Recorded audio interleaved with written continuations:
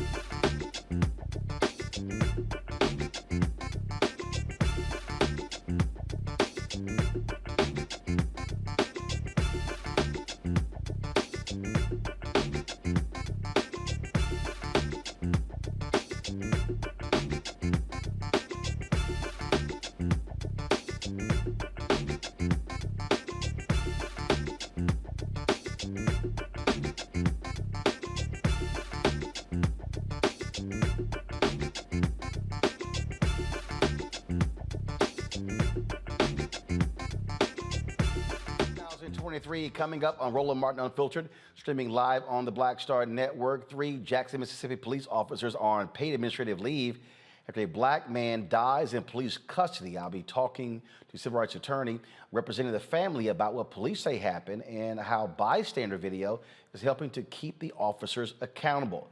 A Black New Jersey City Councilwoman was gunned down in front of her home. Folks will tell you exactly what took place, and the police believe that her death was politically motivated. Black on black crime is a hot button issue for conservatives. Well, where's their agenda? When trying to deflect police violence and misconduct, they often bring this up. So we talked with a member of a Black conservative group questioning Black media about why we aren't focused more on crime. Well, which is a lie. House Republicans are on a rampage, removing Democrats from critical positions on various committees. They're disbanding the civil rights subcommittees. Also, now they have removed Congresswoman Ilhan Omar from a committee, and they want Folks to say the Pledge of Allegiance before another committee. Wait till we show you how Democrats fired back. An Illinois family agrees to a $12 million settlement for their son who was injured during a raid. The family's attorney will explain why they want the investigation reopened. And of course, we'll be in Bethune-Cookman in Daytona Beach tomorrow. We'll tell you more about that. It's time to bring the funk on Roland Martin Unfiltered on the Black Star Network. Let's go. He's got it. Whatever the miss, he's on it. Whatever it is, he's got the scoop, the fact, the find. And when it breaks, he's right on time and it's rolling. Best believe he's knowing. Putting it down from sports to news to politics. With entertainment just for kicks, he's rolling. It's on go, y'all. It's Roland Martin, rolling with Roland now. He's funk, he's fresh, he's real, the best, you know he's Roland Martin now.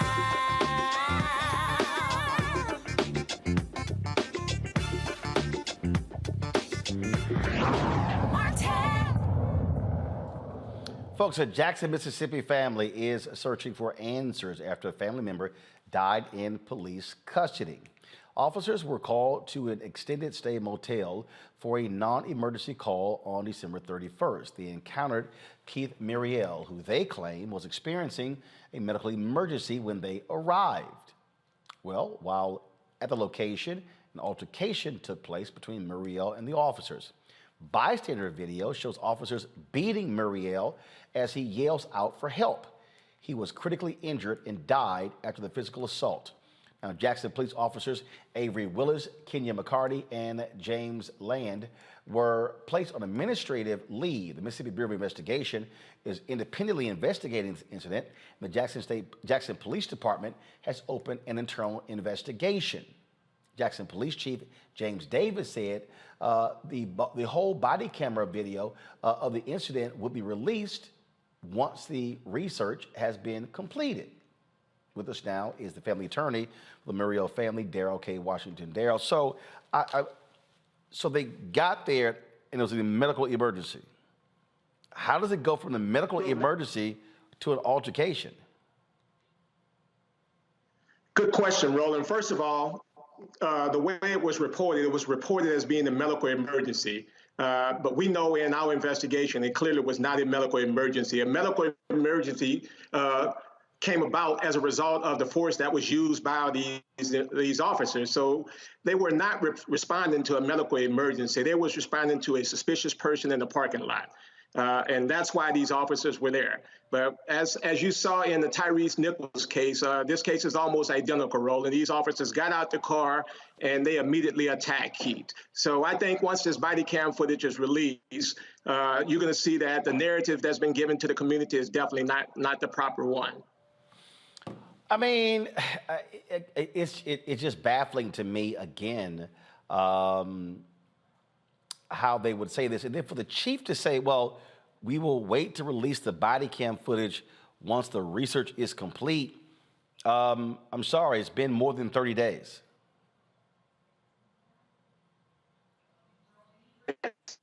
Excusable, Roland. We watch football games where there are questionable calls during a game where officials are able to look at the video footage and make a determination as to whether the call needs to be reversed. They're able to do that in less than 3 minutes.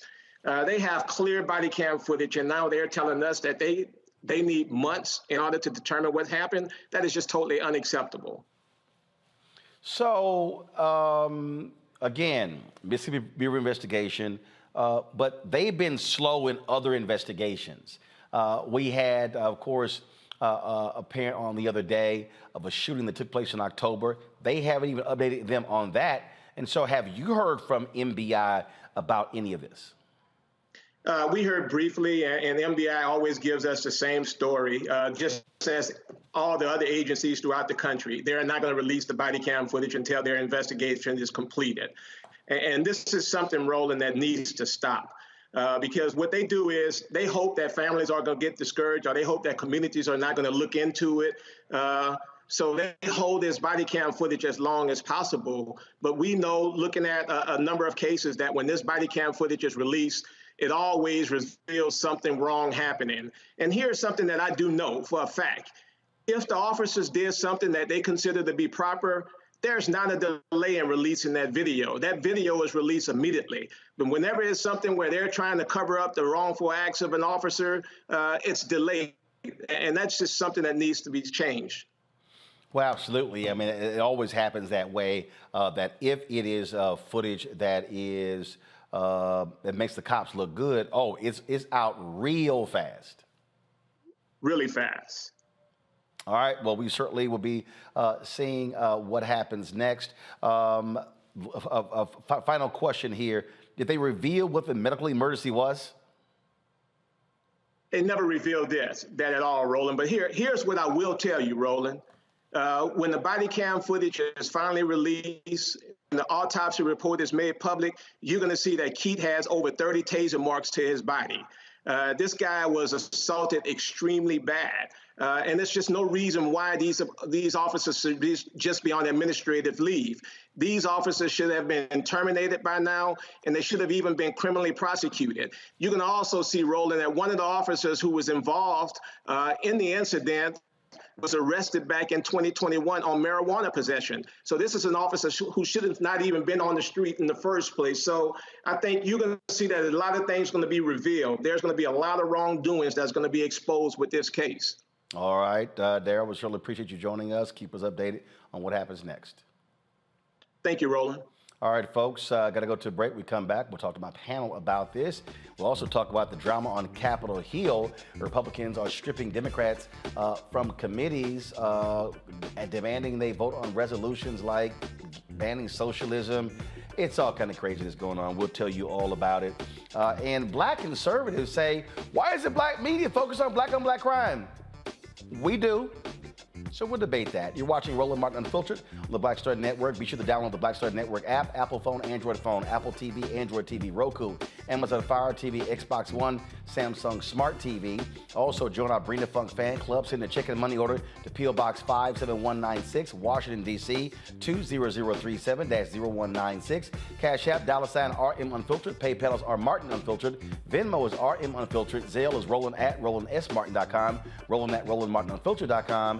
And be sure to get a copy of my book, White Fear, How the Browning of America is Making White Folks Lose Their Minds. Available at bookstores. You can download it on Audible. We'll be right back.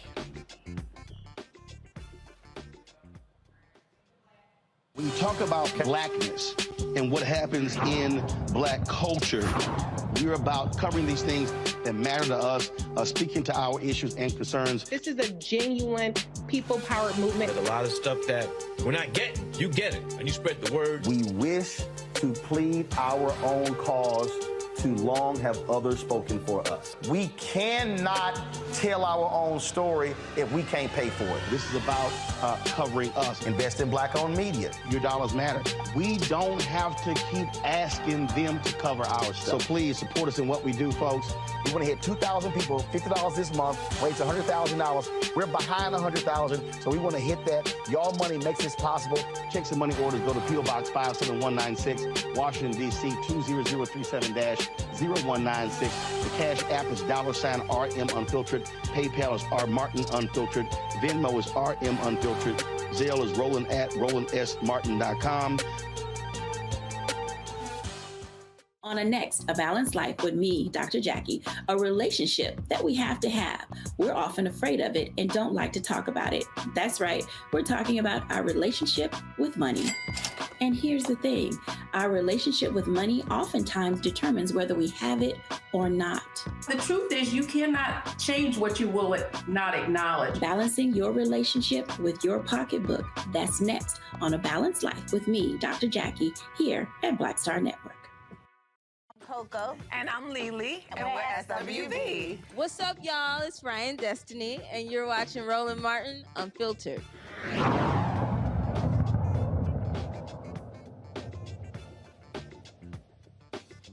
All right, folks, let's bring up my panel right now to talk about the case out of Mississippi, and we will continue to focus on when we talk about police violence happening all across this country. Erica Savage, founder of the Reframe Brain, Reese Colbert, host of the Reese Colbert Show, Sirius XM Radio. Michael Imhotep, host the African History Network Show. Glad to have all three of you here. Erica, I'll start with you. It is always laughable to me when we see these stories come up, and you have these police chiefs. Oh well, we'll have to wait till the investigation is done before we release the footage. As I said to Daryl, we all know if this was actually Muriel's fault, trust me, that body camera footage would have been out in the first 48 hours. Absolutely, Roland. And unfortunately, what we continue to see is this is why the public does not trust and is calling for the abolishment of what I call stormtroopers or police. When we look and, reading the story, there were so many gaps, understanding that historically police do lie. And so the story did not make sense. Was it a call for help? Why were they in the area? And then to hear that, one of the dispatchers said there's a report of a witness saying that they've seen a taser, that the officer then replies that, yeah, the taser had been deployed. But now we know up to 30 times that that's happened. So there's no accountability for stormtroopers, state-sanctioned terrorists killing citizens. There's no recourse for them lying to public, having press conferences that are riddled with lies. And so honestly, this leads to why do they have weapons? Why do they have tasers? Why do they have guns when it is very much so apparent that what type of engagement they'll have really depends on what the person looks like. And for Black people, for people of color, for people with disabilities, it always seems to be very lethal. So this is really yet another example of why public trust, and again, the calling for the abolishment of law enforcement continues to ring very loudly, especially in this country. Reese, we talked the story yesterday out of Chicago where these two cops beat this guy in a jail cell, and one got a 15-day suspension, one got a 10-day suspension. And again, what these folks do, they allow these cops to get away essentially with murder. They viciously beat people. It is very rare. I mean, what took place in Memphis, it's rare that the cops would be fired. It's rare that they would be fired, indicted, and arrested in 20 days. Just doesn't happen because these departments and these cities, they are about protecting these cops as best that they can in nearly every circumstance.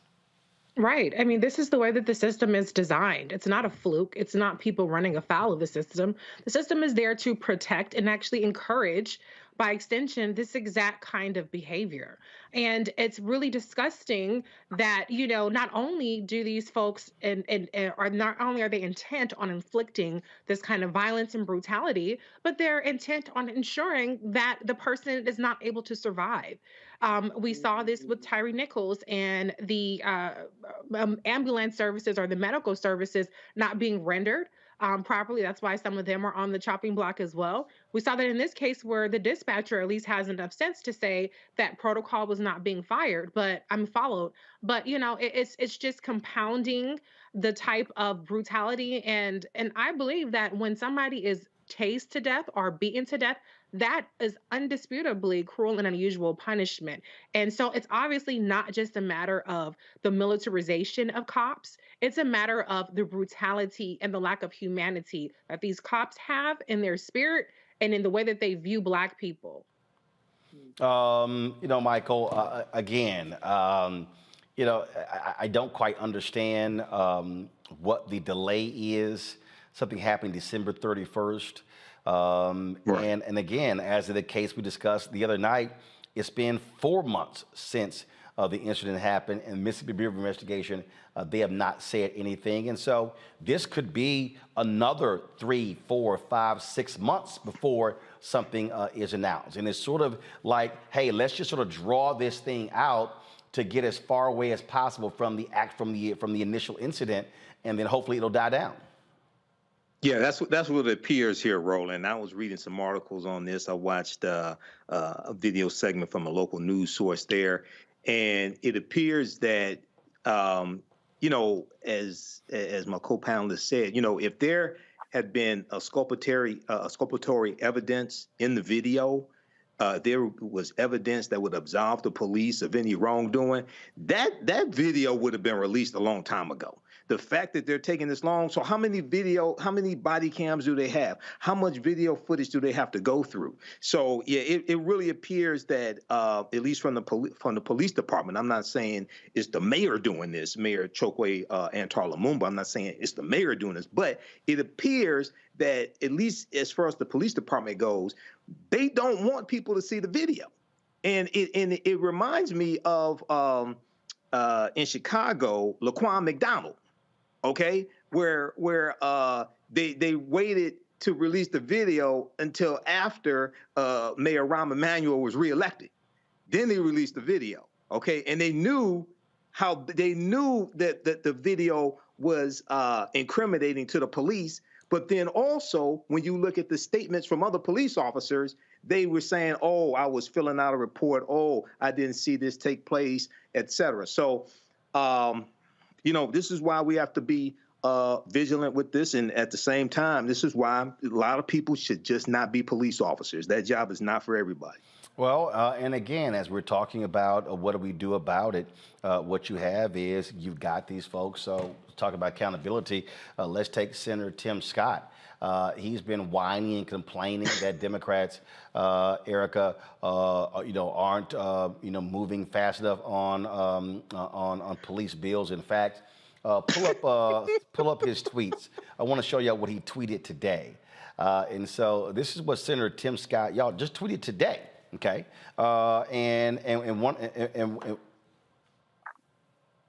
okay, first of all, we don't have the tweets. I told you how to pull the tweets. All right, let me just pull it myself. First of all, it's nuts, y'all. He said that it's going to be a non-starter with he called the progressive bill that was offered before will be a non-starter. Okay. Now, that's what he said. So here it is right here. All right, so y'all, here are the tweets right here. Resurrecting the House Progressive Police Reform Bill is a non-starter. He then went on to say, I've been working towards common ground solutions that actually have a shot at passing, solutions to increase funding and training to make sure only the best wear the badge, solutions that would have made a difference in places like Memphis and Kenosha. Here's the truth. We can get something meaningful done. We can pass a bill that the majority of Congress, the majority of Americans would agree on. Okay, that's Senator Tim Scott. So let's be real clear here, Reese. He's lying. Right. The reason the George Floyd Justice Act bill died, he could not get any Republican votes. Right. Him and Senator Lindsey Graham, they promised the families, oh, we can get 10, 15 votes. They couldn't. And then what Tim Scott did was he then tried to use this letter from this sheriff in South Carolina, who many call one of the most evil and violent sheriffs in the entire state, potentially the country. And so what he then does is he then sends out this letter opposing the bill. And so Tim Scott goes, oh, so my sheriff, he opposes the bill, so therefore I'm not going to move forward, even though the Fraternal Order of Police and other law enforcement group, they were actually behind it. In fact, This was a statement, Reese, that was sent out at the time by the IACP and FOP. The International Association of Chiefs of Police and the FOP said they are disappointed that Senate negotiators could not reach agreement on police reform legislation, and we thank all those members of Congress who partnered with us in our effort. Despite some media reports, at no point did any legislative draft propose defunding the police. That was a lie that Senator Tim Scott advanced on Face the Nation. It was a bald-faced lie. And here are two police groups saying didn't exist. Right. But that's what Republicans do: lie, deflect, and gaslight. And it works because he was just reelected. So there's no incentive for them to not do these things. And what we saw while we begged and pleaded with people to please vote in November was we saw a legislative map, whether you look at the Senate or the House, that was ripe for actually getting the gains that we needed to pass the George Floyd Justice and Policing Act, to pass the John Lewis Voting Rights Act, and a number of things. And people stayed home and they shrugged their shoulders. And so the same zeal, the same justifiable outrage that people have when these cases pile up and they continue to pile up is the same energy that we needed for people to vote. Now we're stuck with a insane, unhinged Republican majority in the House and just one additional vote in the Senate where we really needed two. And so the prospects of the George Floyd Justice and Policing Act are not any better than they were the last cycle when we had both the House and the Senate and the White House. With that being said, that does not let Tim Scott off the hook. And he needs to quit draping himself in fake concern about criminal justice reform. And he needs to get the hell out the way. I think that you're not going to get the George Floyd Justice and Policing Act, but it is time for at least something, passing something. And training is just absolutely not the fucking answer. I'm sick of people saying that. Yeah, I mean, they keep throwing it out, and then he's like, oh, it's going to ban chokeholds.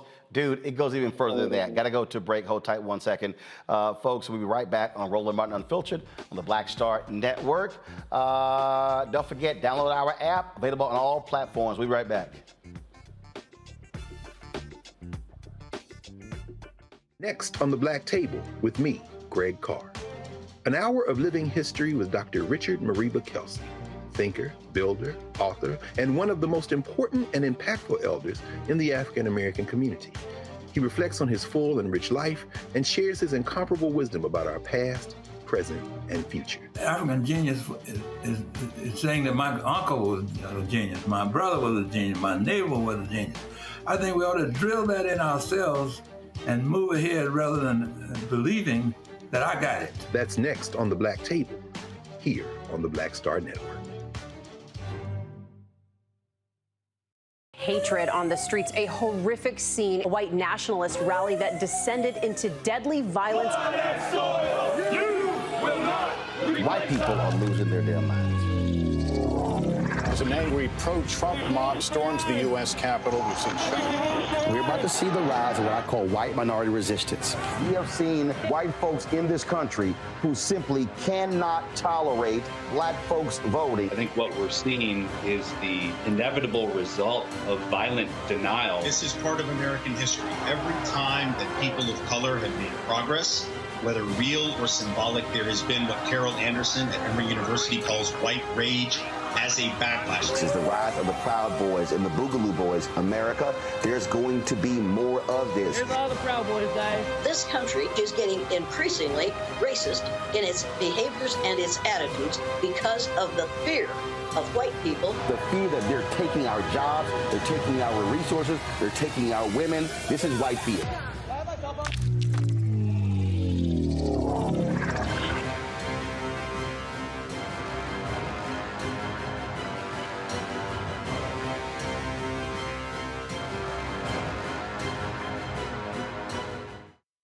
I'm Chrisette Michelle. Hi, I'm Chaley Rose, and you're watching Roland Martin Unfiltered.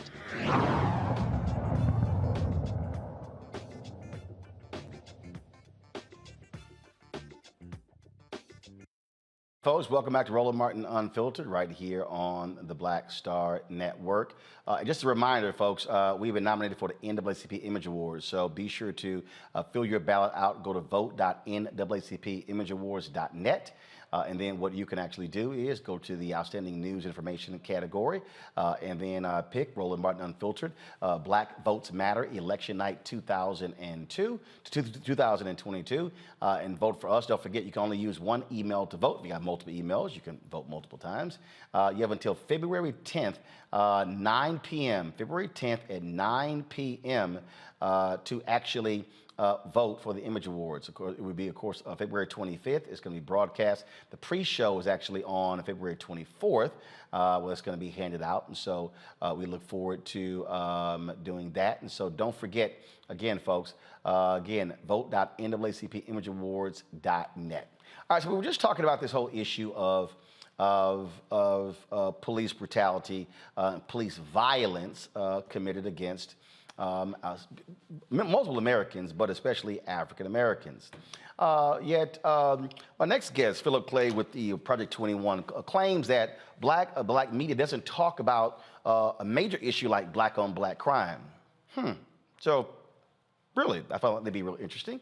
So he joins us right now. So, Philip, glad to have you here. So, how do you ascertain we don't discuss the issue of black-on-black crime? Well, good evening, Roland, and thanks for having me on, and congratulations on your nomination for the NAACP award. So for me personally, I'd like to take the conservative out of this and really just talk to you as a young black male. From where I sit in Indiana, which has a very high crime rate when it comes to black Americans, I don't see the same outrage and instances of black on blacks, young black teens killing black teens, as I do when I see 5 black officers beating and killing Tyree Nichols in tragedy, or in instances like you were just talking about earlier in Mississippi, or in the George Floyd instances. To me, the article that I wrote and the reason I'm on your show is because I feel that until we as a community can start to rally together and say no more, we can't progress. My article intends to say that we need to, as a community, come together and stop blaming police, just blaming police, and we need to stand together, and we need to progress, and we need to make things happen. What is the, so you say you're there in Indiana. What is the white-on-white crime rate in Indiana? You know, rolling off the top of my head, I don't know that figure for you. So I'm trying to understand, if you only mentioning black-on-black crime, how do you not mention white-on-white crime? Because if we're talking about crime in this country, we've seen an explosion in the last several years of crime in rural America that doesn't involve black people. Right. Although 89% of black people are killing other black people. There was an article, unfortunately I can't share my screen like you can. Right, but the reality is, if you look at actually crime in America, it typically happens where people live. So typically, if you're black, crime is being committed by someone black, and if you're white, crime is being committed by somebody white. So why is it that no one ever mentions white-on-white crime? Why is it the pathology always black-on-black crime? Well, I think white-on-white crime is mentioned. I think it is. No, it's not. It's that phrase is never even used. It's literally never even used. So then what's it called, Roland? Oh, it's called, first of all, they just say crime. But what you have is you have folks who say black-on-black crime. So again, what I'm saying is, why a population that's disproportionately affected. It is a big thing, and No. I'm not saying it's not a big thing, but the reality is we do focus on what is the underlying issue of crime. So what is that? What's the underlying issue of crime? Please tell me. Huh? Please tell me. You don't know? No, I'd love to hear your thoughts. No, first of all, if you're going to write about how we should be focusing on crime, then you might want to be talking about what is the underlying issue of crime. John Hope Bryant talks all the time that you've never seen a riot in a community where the credit score is 700 or higher. I was just in Wichita, Kansas, the MLK event, and the former police chief of Philadelphia, the police chief of Wichita who came from Philadelphia, we were discussing this, and the reality is you can track crime rates in neighborhoods based upon economic status. And so if you want to address, so when you say we don't address the issue of crime, we do, because on this show, we consistently are talking about economics, we're talking about education, we're talking about access to capital, we're talking about housing, we're talking about all of those issues. Those are the fundamental underpinnings of crime in America. Right. So I'm not sure if you read the article or not, but at the end of it, it does say that it's a community issue. We as a community have to fix this. But I don't think, like your last panelist was saying, by just vilifying police and saying that all the police are bad. And I'm sorry, who said that? I believe it was Reese. No, she didn't. Reese didn't say all the police were bad. We were very specific about what cops we're talking about. And so if we're talking about cops, because you talk about a disproportionate rate, the fact of the matter is we see it where cops do lie. In your neighboring Chicago, there was a judge who got so sick and tired of cops lying on the witness stand that he literally reported them to the Citizens Accountability, saying, I will not allow these cops to come back in here. You have district attorneys in Prince George's County and also in Chicago. They have lists of cops who they will not let testify because they are known to lie. So why can't we hold cops accountable for also committing crimes and lying and making things up in police reports? And we're going to talk about what happens in the neighborhoods. Why can't we hold them accountable? They got badges and guns. No one's saying that we can't hold them accountable. And I want to make that clear. And the article doesn't say that we can't hold them accountable. The article clearly says that good cops call out bad cops. And despite all I'm sorry, you said good cops call out bad cops?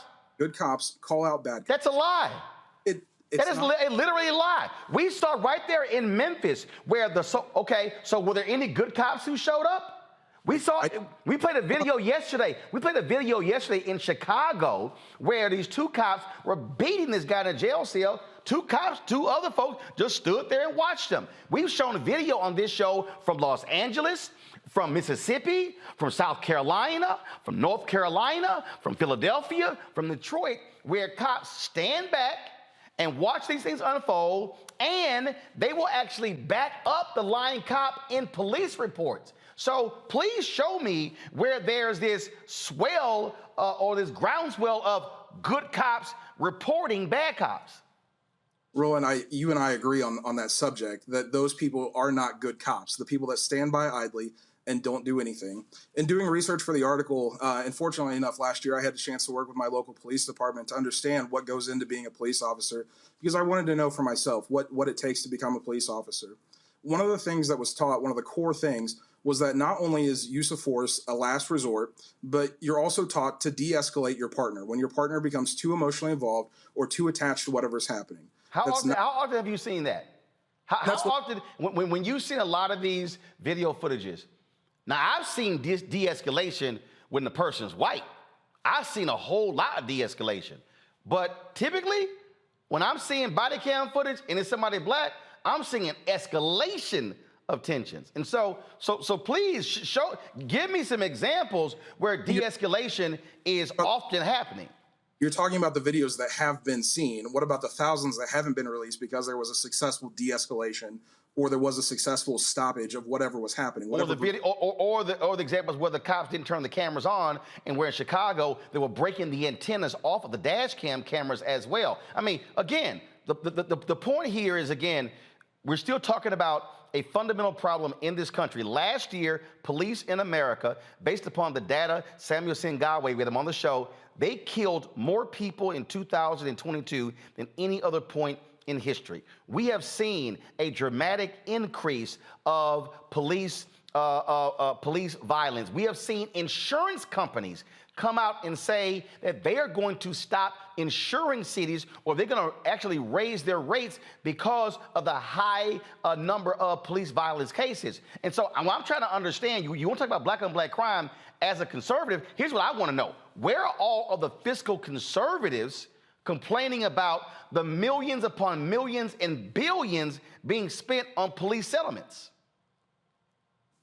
That's a good question, Roland. They're not there. I guess who I don't see? I don't see Grover Norquist. I don't see, let me tell you something. Memphis is probably going to pay $20, $30, $40 million settlement. It's likely going to be higher than the George Floyd settlement. Do you know who I have not heard a lot on this? Governor of Tennessee, the Tennessee legislature. I've not heard Republicans in that state say this is gross and it's unfair. What you do see, though, you typically will see Democrats or you see the Black Caucus.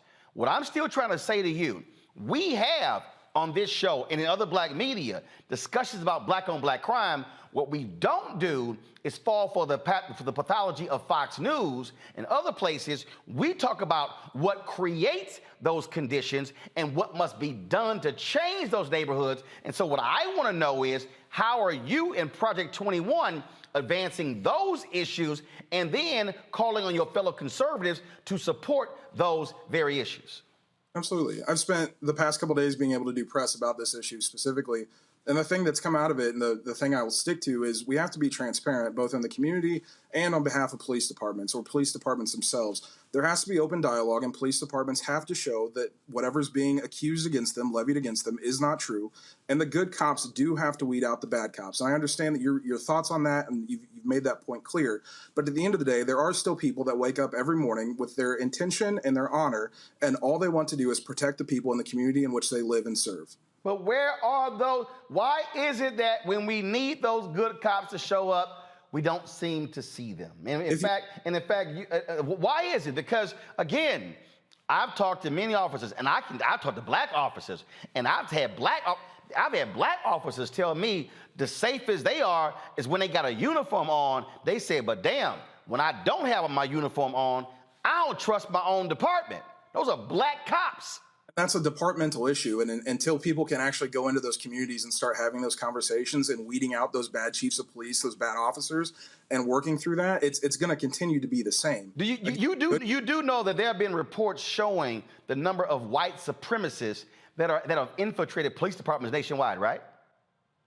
Yes. Okay. You've seen the reports, again, of message boards and various Facebook groups where you've had these racist cops making comments, things along those lines. In Chicago, there were cops who admitted, yeah, we call folks the N-word.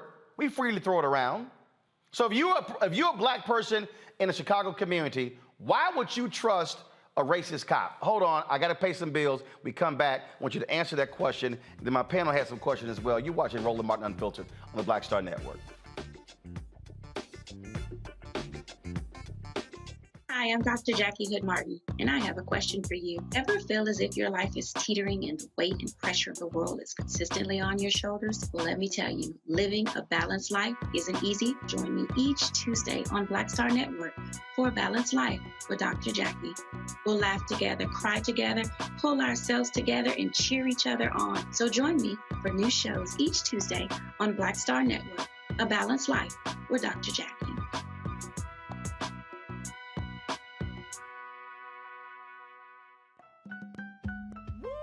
We're all impacted by the culture, whether we know it or not. From politics to music and entertainment, it's a huge part of our lives, and we're going to talk about it every day right here on The Culture with me, Faraji Muhammad, only on the Black Star Network.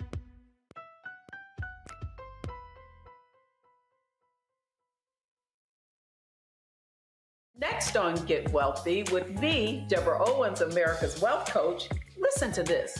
Women of color are starting 90% of the businesses in this country. That's the good news. The bad news, as a rule, we're not making nearly as much as everyone else. But joining us on the next Get Wealthy episode is Betty Hines. She's a business strategist, and she's showing women how to elevate other women. I don't like to say this openly, but we're getting better at it. Women struggle with collaborating with each other. And for that reason, one of the things that I demonstrate in the sessions that I have is that you can go further together if you collaborate. That's right here on Get Wealthy, only on Black Star Network. I'm Bill Duke. This is Diala Riddle, and you're watching Roland Martin Unfiltered. Stay woke.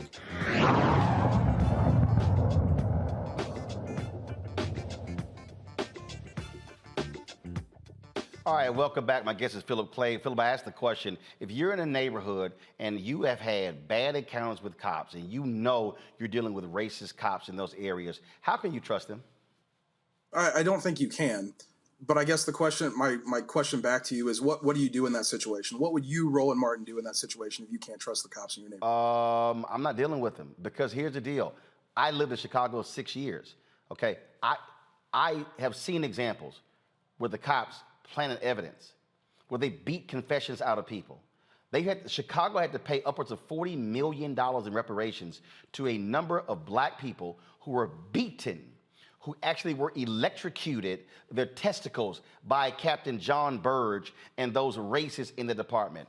Chicago actually had a Holman Street location where they were holding people, depriving them of their due rights. Attorneys didn't even know where their clients were being taken.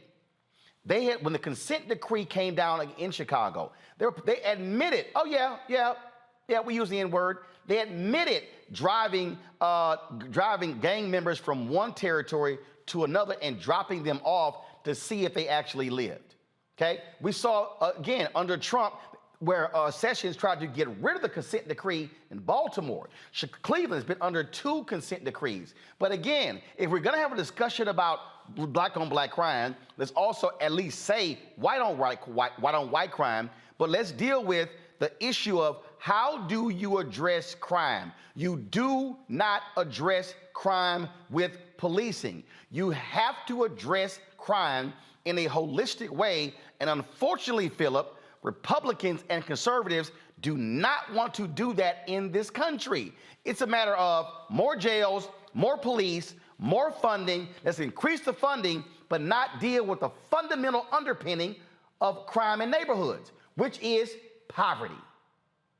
Again, I ask if you read my article, because at the end of it, again, I do say the only way that this works is if we as a community come together and try to fix this morally bankrupt system. But why is it at the end of your article and not the beginning of your article? It's throughout, Roland. There's a lot to unpack in what happened. There's a lot to unpack in what happened in Mississippi. Or I'm sorry, not Mississippi, in Memphis. Let me go to my panel. Let's see, Reese, since he name-checked you, you get the first question or comment. Yes, I actually did read the article, and I have to say, I think it's appalling to use the brutal death of Tyree Nichols to advance propaganda as Black people as violent. You compared, you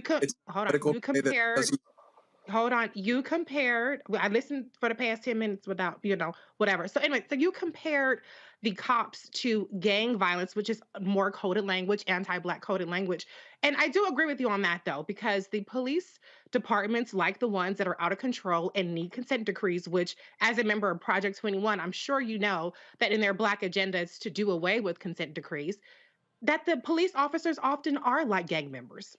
This just so happens to be Black gang members that are in the police department, and they just so happen to not get the protection of that blue line. But to your point that Black people don't care about Black on Black crime, that is completely false. I lived like Roland, I lived in Chicago, where every summer, and I'm appalled by violence, period, regardless of the race. But every summer, as soon as it got over 50 degrees on the radio all day, all you hear on every single radio station is stop the violence, leave the guns at home, don't kill anybody, don't shoot anybody. I remember very vividly when Hadia Pendleton, a young lady, a young teenager, went to the White House went to the Obama inauguration, and she was gunned down in Hyde Park, and First Lady Michelle Obama actually went to her funeral. And so this whole notion that Black people don't care about crime within our race is even more anti-Black and white supremacist. But my question to you is, how do you reconcile this notion that cops are inherently good and that we need to weed out the few bad rotten apples if you are part of a project that wants to do away with consent decrees and wants to federally enshrine qualified immunity? What I've been saying in this article, what I will continue to say, is at the end of the day, there are men and women who wake up every day who want nothing more than to serve and protect the communities in which they live in. That has been my stance. That will continue to be my stance. Black conservative, white conservative, Black Democrat, white Democrat, whatever. That's my stance. Okay, so but before I go to Erica, I have your article up. Go to my iPad, please. So here's the deal. Your lead in your article, you talk about working with local cops. Then you talk about you're not naive, that your hometown in Indiana is Memphis. Then in your third paragraph, first of all, you talk about de-escalation. In your third paragraph, you say, I ask myself, though, where's the outrage for all Black on Black crime? Why are leaders in the community like Al Sharpton not vocal about the children who are killed in Black on Black crime on a daily basis in places like Chicago? Well, first of all, that's a lie. I do know for a fact he's talked about it, even moved there for us time. I do know people who have marches and rallies in Chicago. I've covered them. I don't know if Project 21 has. And then you go on, you say, as these leaders continue to vilify police and cause tensions to rise, how are they causing tensions to rise when it's the cops who's actually killing people? They set these communities and the police who are sworn to protect them back another step. Really? Then you go in and complain about CNN. Then you talk about mirror gang violence. Then you go talk about we still see men and women of all races, religions and creeds going to work to protect the communities, blah, blah, blah, blah.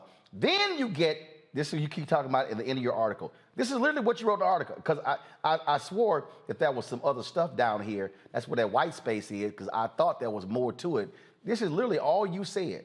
We have to raise up the officers who are doing their utmost to defend and protect and work to weed out those who would break their oath. We have to stop looking to put the blame on everyone else and start looking at giving real leaders a chance to rebuild our morally decayed community. So in the third paragraph, you mentioned black on black crime. In the last sentence, the last half of the last sentence, you say, we have to stop looking to put the blame on everyone else and start looking at giving real leaders a chance to rebuild a morally decayed community. You literally say nothing about why there's black on black crime. You literally don't even, like, I'm looking for it. I'm trying to see, do I see poverty? No. Do I see education? No. Do I see lack of economic advancement? No. Your entire piece is really about, oh my goodness, we've got some really great, wonderful cops. So how can you make it about black on black crime when you don't even address the issue of the underpinning of black on black crime in your entire piece? Again, Roland, my position is and will continue to be that I don't see protests in the street for children being killed in Chicago. You're alive. I'm sorry. If you don't see it, Philip, that's because you choose not to see it. They have been protests. First of all, here's the question. Where are you in Indiana? Indianapolis. When the last time you've been to Chicago? I typically don't go to Chicago. Gotcha. So you don't go to Chicago. So no. Do you follow any Chicago media? No. What incentive do I have? No, wait. Do you know any activists in Chicago? Yes. Do you know any community leaders in Chicago? I know community leaders in Gary, Indiana. No, I didn't say Gary, Indiana. I said Chicago. Chicago is not Gary, Indiana. Deontay Johnson, Black Conservative Federation. You got Deontay. Oh, that idiot? Hold up. Wait. Are you sick? That's who you claiming? Dude, don't even try that one. Here's the problem with what you said. You just said, quote, I don't see any protests in Chicago of black on black. You don't know anybody in Chicago. You haven't even been there. See, this is the problem when you say I haven't seen it. If you ain't been there and you don't know anybody and you likely don't follow them on social media, you wouldn't see it. But the reality is it does exist. So Philip, never ever come on television and say, well, I don't see it if your eyes are closed because you never opened them. We have literally had the people on this show live from protests. So for you to say, well, I don't see it, you try to act like it doesn't exist. It does. So if you've never made the effort to find out that they are protesting, how can you then criticize folk for saying they're not protesting? I don't know what you're trying to accomplish. Philip, let me help you out with something. Let me just help you out with something, Philip. Usually I ask for help if I need. No, because you need some help right now, Philip. Like, you need some help real bad. If I said, I have never, ever seen Philip in a red tie, and if somebody says, Roland, have you ever met Philip? No. Have you ever seen Philip on TV? No. Have you ever seen Philip at an event? No. Well, hell, if you ain't never seen Philip, of course you ain't never seen Philip in a red tie. So how can you say people are not protesting black on black violence in Chicago, but they are, but you haven't seen it and you've made no attempt to find out it exists. But let me ask you this question. And this is the second, I want you to answer that one too first. Why are you so worried about Chicago and you ain't focused on crime in Indianapolis? We are focused on crime in Indianapolis. So why are you bringing up Chicago, though? Because I'm sorry, go back to my iPad.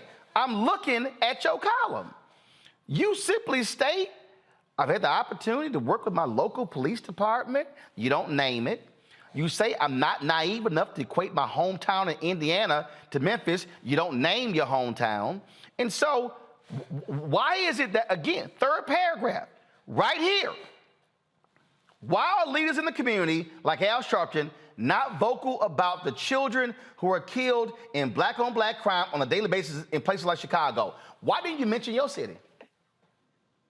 I mentioned Indianapolis in all the radio interviews I've done. No. Why didn't you mention your crime in your city in your column? All right, let me do this better. Philip, what are you doing to solve the crime issue in Indianapolis? I want to hear specifics. Working with local police departments to bridge the gap between the police and the community. How? What are you doing in the community? I get the cop part. Has the community ever seen you? Yes. Hold on, I'm sorry. What communities? Indianapolis, Plainfield. No. What communities in Indianapolis? I literally just said that. Indianapolis, Marion County as a whole, Plainfield, Avon, Brownsburg, Danville, Johnson County. And what are you doing? What are you doing in those communities? Working to improve police like relations. What? No. But what are you doing? Like when you say working, have you had community-based town halls? Not the cops, the community. Yeah. When? When? 2020. No, when? Do you want exact dates, Roland? I don't have my iPad. No. I want to know when. Because, see, I know people in Indianapolis. I've spoken to them many times. I'm going to call them, and I'm going to find out. I'm going to say, hey, have y'all ever seen Philip? I'm going to call them. Have you ever seen Philip? Has Philip ever come around? Because, see, you keep saying you putting in the work. So, okay, how about this here? In the last year, how many community-based town halls have you actually held or attended community-based town halls in Indianapolis? Not cops, the community. How many? I've not been at any in the last year. Whoa, stop. Whoa, hold up. See, now, hold up. I'm up against a break. I'm going to hold you over for one more. Because, see, I'm trying to figure out, all this work you say you doing, I need to know what that work is. Because if you say you want to fix Chicago, and you ain't had not now in a year in Indianapolis? Not one? Okay, hold on. We'll be right back on Roland Martin. See, Philip, you want to have the conversation on Black-owned media. Oh, you having it. We'll be right back. No, we'll be right back, Philip. I'm going to give you some time, Philip. We'll be right back. No, because it's not even a conversation. I'm going to give you some time, Philip. At this point, it's not even a conversation. Most people think that these television shows that tell stories about who we are as black men, and then they paint these monolithic portraits of us.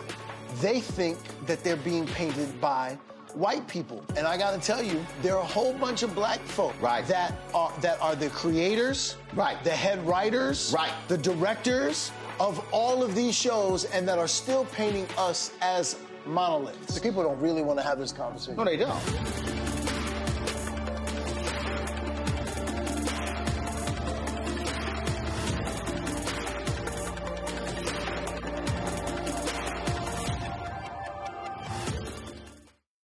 When you talk about blackness and what happens in black culture, we're about covering these things that matter to us, speaking to our issues and concerns. This is a genuine people-powered movement. There's a lot of stuff that we're not getting. You get it, and you spread the word. We wish to plead our own cause. Too long have others spoken for us. We cannot tell our own story if we can't pay for it. This is about covering us. Invest in black-owned media. Your dollars matter. We don't have to keep asking them to cover our stuff. So please support us in what we do, folks. We want to hit 2,000 people, $50 this month, raise $100,000. We're behind 100,000, so we want to hit that. Your money makes this possible. Checks and money orders go to P.O. Box 57196, Washington, D.C. 20037-0196. The Cash App is $RM Unfiltered. PayPal is R Martin Unfiltered. Venmo is RM Unfiltered. Zelle is Roland at RolandSMartin.com. Hey, I'm Arnez J. Black TV does matter, dang it. Hey, what's up, y'all? It's your boy Jacob Lattimore, and you're now watching Roland Martin right now. Stay woke.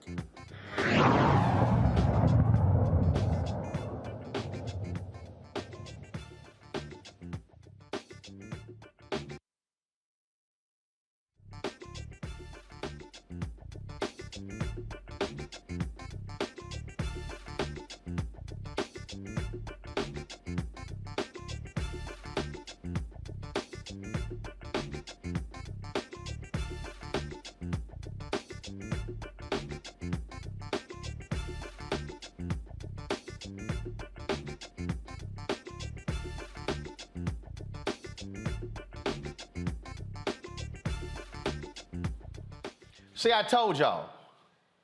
See? Don't mess with a grown-ass man. Philip didn't do his homework. See, Philip went on other people's shows who didn't question him. They didn't actually break down his article. I'm about to go to Erica and Michael. But see, oh, by the way, y'all, you know Philip hung up. You know Philip hung up. He hung up. And they've been calling him back, texting him. And I said, let him know he can talk for the first 2 minutes. But Philip hung up because he couldn't take that heat. Because see, y'all, see what happens is, see, Philip, the basis of his, see, y'all got to understand.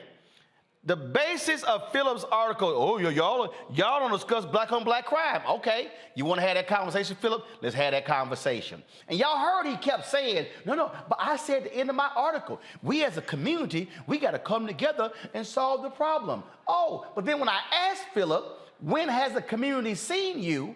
Philip, well, I work with the cops, not the community. Oh, Philip, when did you last work with the community? Any town halls in the last year? No. What the hell you been doing? See, Erica, they don't like getting questioned on specifics. See, he was like, oh, you ain't let me talk. No, I let you talk because you can't answer my questions. That's the real deal. He couldn't answer the questions because he thought he was going to come on here and talk about how black media don't do this and y'all discuss black on black crime until I start questioning his ass on what he ain't doing. Period. And sent poor little Tink home. But I'm glad that line of questioning came out because if you look at his Twitter page, you can see how Philip Clay gets his bag. More importantly, I am very tired of people raising their platforms off of the backs and off of the pain of Black grief. And one of the things that I was going to ask him was, did he know what grief does to the first, did he know Tyree Nichols, his mother and father's name, and specifically his mother, who talked about how much Tyree loved her, how he had her name tattooed on his arm, and that's something that you don't mostly get from kids, especially young men, but he did that, and he was the youngest in his family and very well loved, a young father.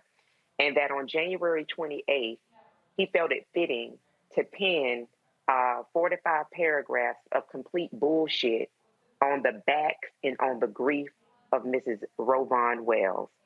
Completely disgusting.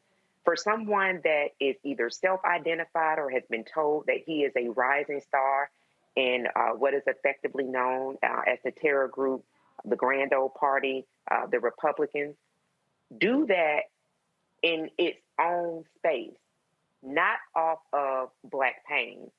And I'm also glad, Roland, that you brought forward that PBS piece because I had that in my favorites and I pulled it up in that 2006 bulletin that the FBI published, heavily redacted, but spoke very, very clearly to not white supremacy, what it actually is, white nationalism, and that how folks that are a part of this movement literally terrorize Black and Latino communities. So I feel like whatever it is that Philip is looking to achieve, keep Black people name the hell out of your mouth, because I would love to hear his talking points when his face is pushed up against the ground and he's being tased. See, Michael, I know some real Black conservatives. I actually know some Black conservatives who are in communities that do the work. But see, Philip thought he could just sit his ass and bang out some comments and the National Review put it up. And these white conservatives go, oh, we've got one of us. Look at that. He's challenging Sharpton. Because see, what people don't understand, y'all, game recognized game. So they love throwing Sharpton's name. They love throwing out Chicago. So you see how I busted him on that. How you from Indianapolis and you gonna mention black on black crime in Chicago, but what you don't mention is that most of the guns that where you have the crime committed in Chicago come from across the border in Indiana. Oh, I bet Phil don't want to discuss gun control, though. See, this is the game they play. And see, this is the grift. That's why that fool mentioned that ignorant-ass fool, Deontay. That's why his little trifling ass won't come on the show with me. Because, see, I schooled him like I did Philip because they are not credible people. How can you talk about, well, we the community, we got to have new leaders, and he could not name a single community-based town hall that he was engaged in for the last year? Come on. Yeah, Roland, you know, I read the article from J. Philip Clay. First of all, when I saw he was from Project 21, I said, this is going to be some BS right now, because I was on with Reese when Craig DeLuce was on, and we tore his ass up. Okay, from Project 21 also. So I read the article, and just like you, Roland, I saw the white space at the bottom. So I thought it was a whole, right. 3, 4, 5 paragraphs. Wait a minute, hold on. I hit refresh because I thought only half of the article loaded. So I hit refresh, and I was like, hell, that's just white space. It ain't nothing down here. Exactly. I kept looking, and I said, wait a second, is this it? Because I printed up the article. It's right here, and I made notes because I had questions for him. So let me say this. I do think that he wants to save, you know, African-American lives, Black lives from violence, things like this. But he's grossly misguided. And one of the problems is when you have Black conservatives, especially young Black conservatives like him, one, they don't understand history, okay, number one. Two, one of the questions I was going to ask him is that did he know that from 1980 to 2008 that the majority of gang homicides in America were committed by white offenders? 53.3% were committed by white offenders. And from 1980 to 2008, the majority of gang homicide victims were white people, 56.5%. And what happens is the way the media presents these narratives and presents stories, they hide the quote unquote white on white crime that they don't want to talk about. Okay. And they keep, and it was great. It was basically white controlled media that created Black on Black crime. Because if they talk about white crime, they don't use the term white on white crime. But I encourage everybody to read this article from AtlantaBlackStar.com. It's called 9 Facts That Show White on White Crime Far Exceeds Black on Black Crime and How Media Outlets Conceal It. And then there's one of my favorite articles is from thinkprogress.org called from March 25th, 2015, called How News Outlets Convince You That Most Criminals Are Black.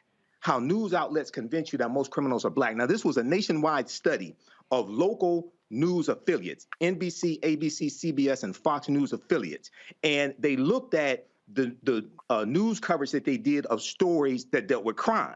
And they found that African Americans made up disproportionately stories where they were the perpetrators, but it was disproportionate to their arrest rate. So we made up like about 51% of the arrests, but 75% of those stories dealing with crime. Got it. So this is the game that conservatives play. This is not Fox News. You need to know what you talk about when you come on this show. See, the thing here, Reese, this laughable. I don't see people protesting Black on Black crime in Chicago. Do you know anybody in Chicago? Nope. Do you follow anybody in Chicago? Nope. Have you been to Chicago? Nope. Well, of course your blind ass ain't seen nothing. But see, again, that's why you don't make stupid comments like that.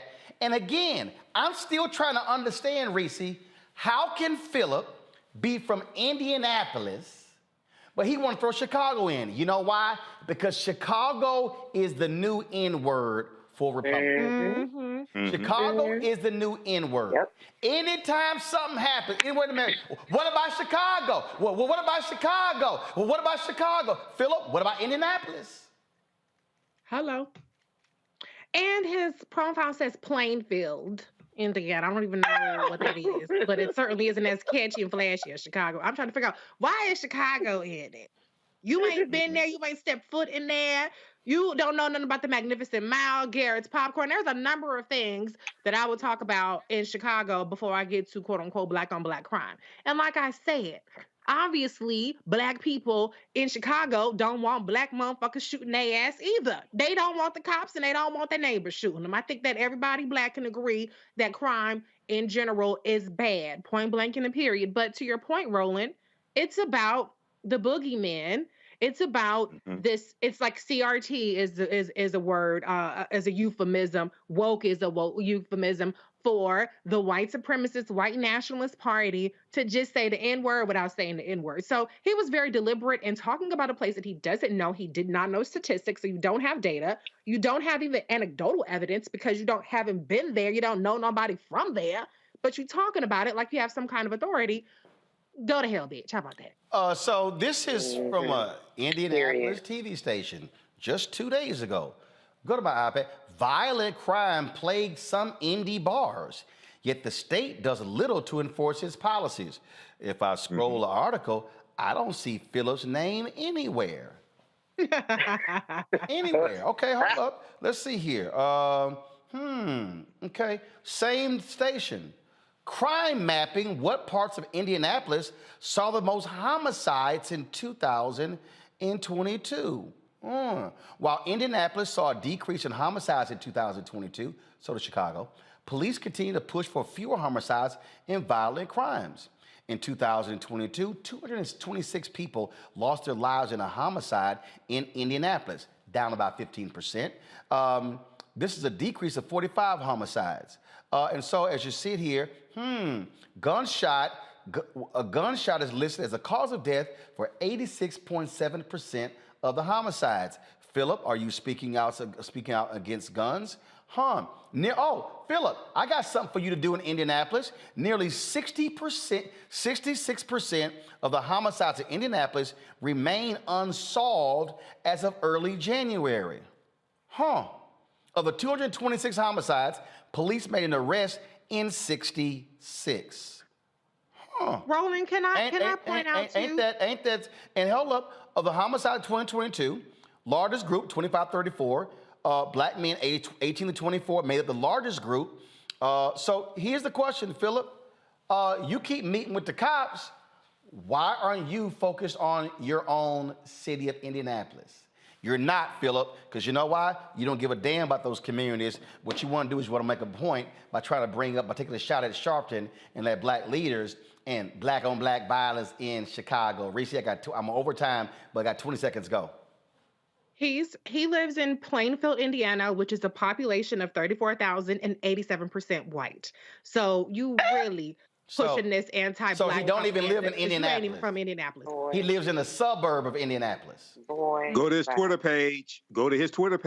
I'm not going to say it, but go to his Twitter page. I did. Michael, that's how he's Go to his Twitter page. What's his name again? We'll see how you get in the bag. Plainfield, Indiana. J Phillip Clay? I didn't make that up. That's what he has publicly. J Phillip Clay. Hold on. I'm going to pull it up. Show his Twitter page on your screen. Here we go. Y'all pull it up right here. It says J. Phillip Clay, everything you need. husband, father, Christian conservative. It says Plainfield, Indiana. Phillip, scroll up to the picture. Phillip, no, his tweets are protected. Phillip, you don't even live in Indianapolis. Boy, bye. Phillip, again. Phillip, I just want to warn you of something. Phillip. My daddy told me something when I was younger, Phillip. He said, son, never mess with a grown-ass man. You can't slick a can of oil. He said, son, when you mess with a grown-ass man, and you're going to get a grown-ass whooping. Phillip, you just got a grown-ass whooping. The next time you even attempt to challenge black-owned media, I want you to remember this ass whooping just like the one I got when my dad lit me up when I was in school. Phillip, call Deontay. Y'all can cry together by messing with me. I'll be back.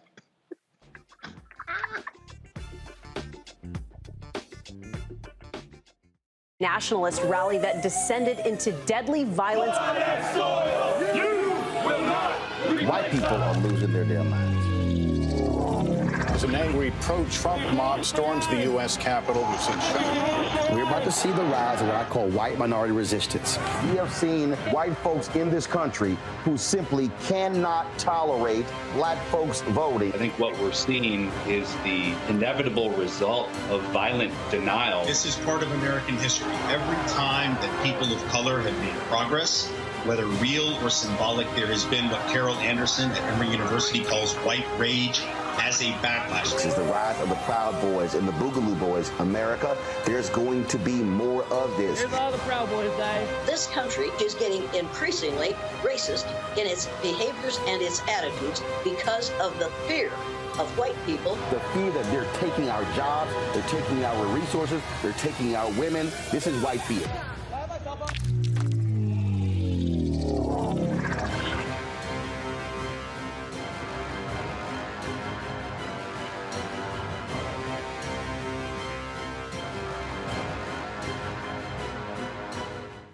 Next on the Black Table with me, Greg Carr.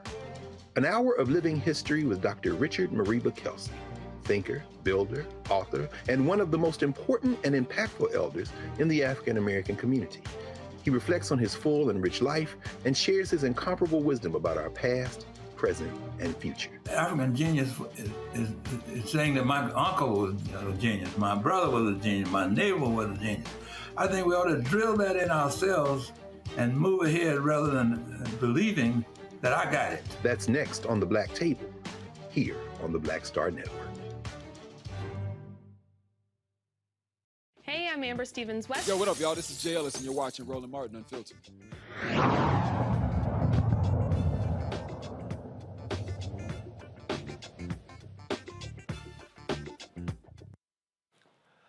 All right, y'all, the punk Republicans in the House are doing what they do. They're banning Democrats from various committees. Today, they voted to kick Congresswoman Ilhan Omar off of the House Foreign Relations Committee, saying that previous comments she's made is anti-Semitic.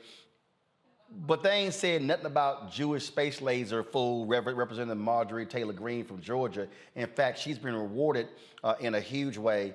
In fact, Congresswoman Alexandria Ocasio-Cortez, she actually referenced that. She referenced that in her fiery floor speech. Watch this. Be nice for 1 minute. Thank you. Now, as a fellow New Yorker, I think one of the things that we should talk about here is also one of the disgusting legacies after 9/11 has been the targeting and racism against Muslim Americans throughout the United States of America, and this is an extension of that legacy. Consistency, there is nothing consistent with the Republican Party's continued attack except for the racism and incitement of violence against women of color in this body. I had a member of the Republican caucus threaten my life, and you all and the Republican caucus rewarded him with one of the most prestigious committee assignments in this Congress. Don't tell me this is about consistency. Don't tell me that this is about a condemnation of anti-Semitic remarks when you have a member of the Republican caucus who has talked about Jewish space lasers and an entire amount of tropes and also elevated her to some of the highest committee assignments in this body. This is about targeting women of color in the United States of America. Don't tell me, because I didn't get a single apology when my life was threatened. Thank you. Congressman Omar also spoke in her defense. This is what this debate is about, Madam Speaker. There is this idea that you are a suspect if you are an immigrant, or if you are from certain parts of the world, or a certain skin tone, or a Muslim. It is no accident that members of the Republican Party accused the first Black president, Barack Obama, of being a secret Muslim. It is no accident that former President Donald Trump led a birther movement that falsely claimed he was born in Kenya. Because to them, falsely labeling the first and only President of the United States of America a Muslim and African immigrant somehow made him less American. Well, I am Muslim. I am an immigrant, and interestingly, from Africa. Is anyone surprised that I am being targeted? Is anyone surprised that I am somehow deemed unworthy to speak about American foreign policy? Or that they see me as a powerful voice that needs to be silenced? Frankly, it is expected, because when you push power, power pushes back. Representation matters. Continuing to expand our ideas of who is American and who can partake in the American experiment is a good thing. I am an American who was sent here,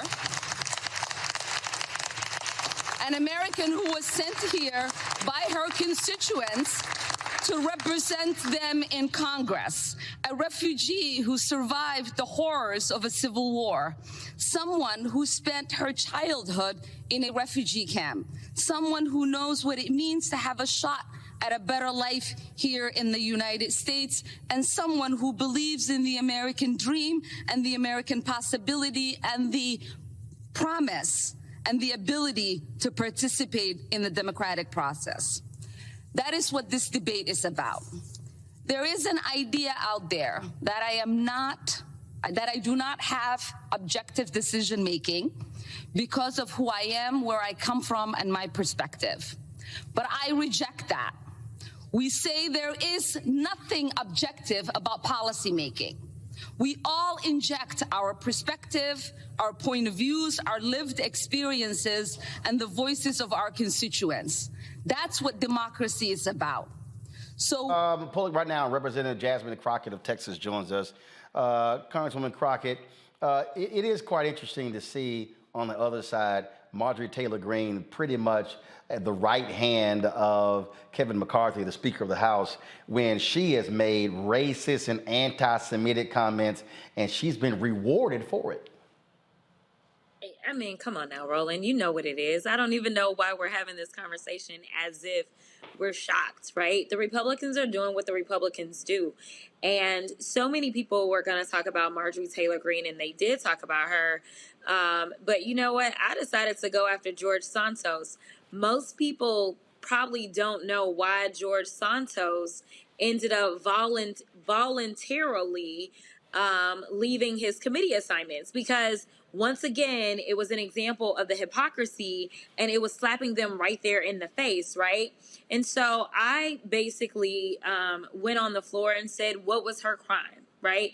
We know that there were crimes allegedly committed by George Santos, and I went through those crimes that he allegedly committed, and I said it's interesting that he got seated, but she didn't. And so I want to know what was her crime. But this is what we're going to get out of these Republicans. And for those people that believe that they are so woke, that they are done with the Democratic Party and they've decided that they're going to dig in on the Republican Party, I just hope that you are really woke and paying attention to what they're doing. Well, speaking of woke, they actually tried to go after Congresswoman Maxine Waters, wanting her to, there's some resolution dealing with socialism. I just found this to be lovely. Hit play. You're simply playing politics. You understand what this resolution is all about. Don't ask me silly questions. I told you, I'm a capitalist. I'm not like Donald Trump. I'm not like Republicans who claim to support this democracy, but at the same time refuses to condemn those who attempted to destroy this democracy. You need to talk with your leader, Donald Trump, about what he's doing, why he loves Putin so much, why he loves Kim Jong-un so much. You ask him the question. Okay, I know. So it's quite amazing. I've asked you to denounce Mao Zedong. I've asked you to denounce Joseph Stalin. I asked you to denounce, and you wouldn't denounce any of them. I asked you to denounce Donald Trump. Okay, you're making quite the intellectual leap. I'm talking about genocide and mass starvation. I asked you to denounce Donald Trump. Okay, he's not a communist. I asked you to denounce Donald Trump. This is quite the intellectual leap, ranking member. Let's talk about Venezuela. Let's talk about Donald Trump. Okay, let's talk about Venezuela. You answer my question. We are here talking about a resolution to condemn communism and socialism. Let's talk about Venezuela. Venezuela had the largest GDP before Chavez took over. I want now you they're literally eating their dogs because they cannot feed themselves. You want to denounce Donald Trump? I want you to denounce the Proud Boys. I want you to denounce QAnon. I want you to denounce the KKK. When you do all of that, then we can talk. Okay, so again, for the record, you've refused to denounce Mao Zedong, Joseph Stalin, Pol Pot, and Hugo Chavez. That's amazing. For the record, don't ask me. Okay, so just to be clear, I asked you a question about Pol Pot, and you started talking. See, Jasmine, that's how you deal with these fools. Yeah, no, it's funny.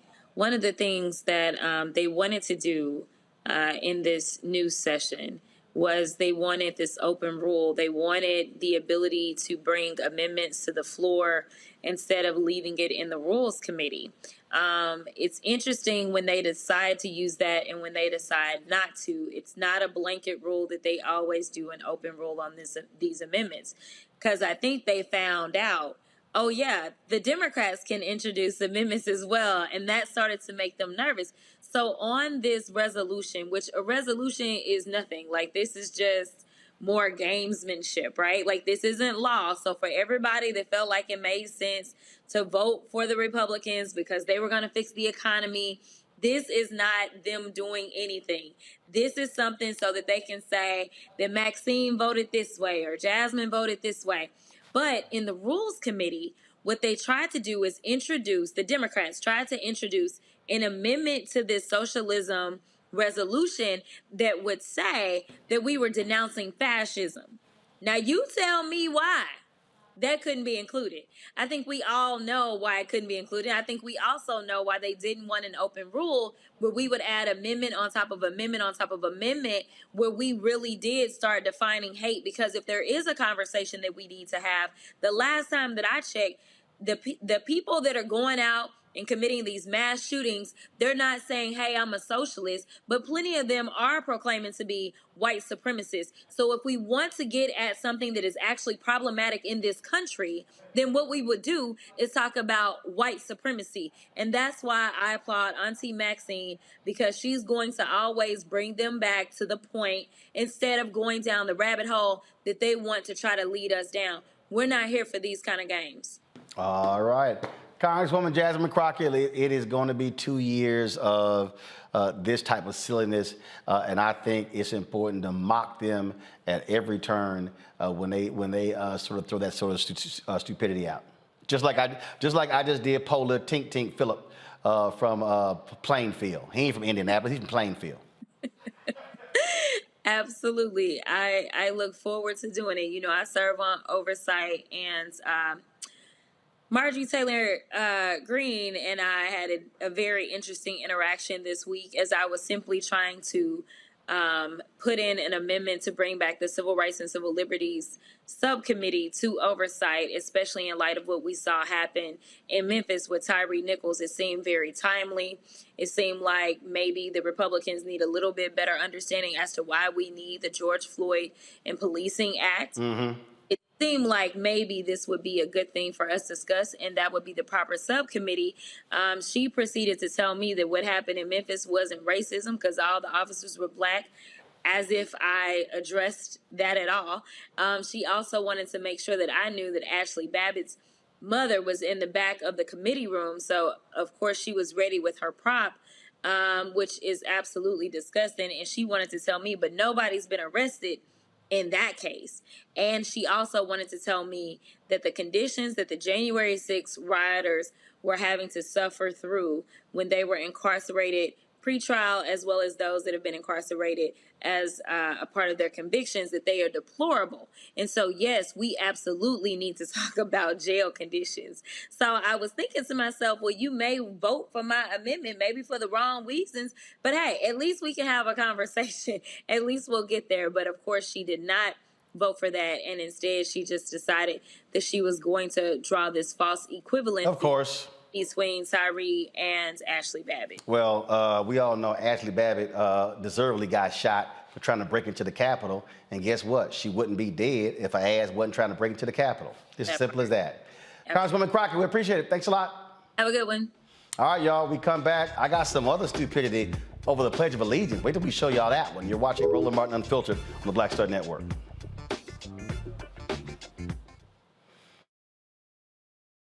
Pull up a chair, take your seat at the Black Table with me, Dr. Greg Carr, here on the Black Star Network.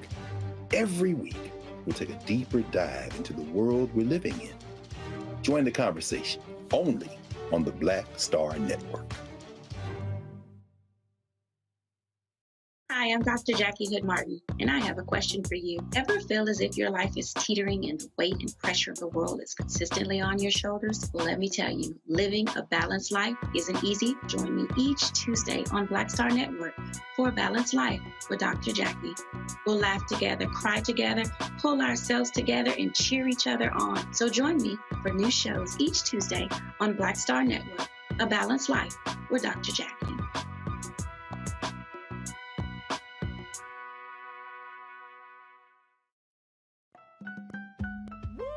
We're all impacted by the culture, whether we know it or not. From politics to music and entertainment, it's a huge part of our lives, and we're going to talk about it every day right here on The Culture with me, Faraji Muhammad, only on the Black Star Network.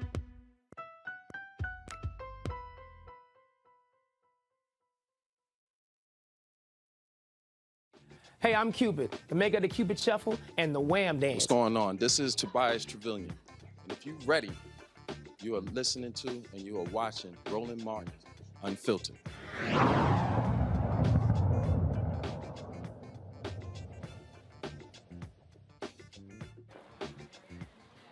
All right, y'all. We're going to show y'all some more stupidity by Republicans in the House, okay? And I'm talking about real stupid, okay? So this is, go to my iPad. This is David Cicilline, the congressman, where he is calling out these fools. So basically, here's what they did. They want that anybody coming before the Judiciary Committee to do the Pledge of Allegiance. But Congressman Nadler said we do the Pledge of Allegiance every day in the House. So, like, why are we going to do one here in committee? Cicilline just laid waste to these fools. Check this out. Thank you, Mr. Chairman. You know, Mr. Issa just made reference to how important it is for us to display our commitment to the Constitution and to commit to defend it aggressively. So I'd like to offer an amendment to the amendment, adding in the second paragraph where the chair may designate an individual to lead the Pledge of Allegiance, to add the following language. Provided, however, the pledge shall not be led by an individual who supported an insurrection against the government of the United States in any way. Because I think if we adopt this amendment, then we will be truthful in representing that stating this pledge is an affirmation of your defense of democracy and the Constitution. It's hard to take that claim seriously if, in fact, an individual who in any way supported an insurrection against the government of the United States is allowed to lead the pledge.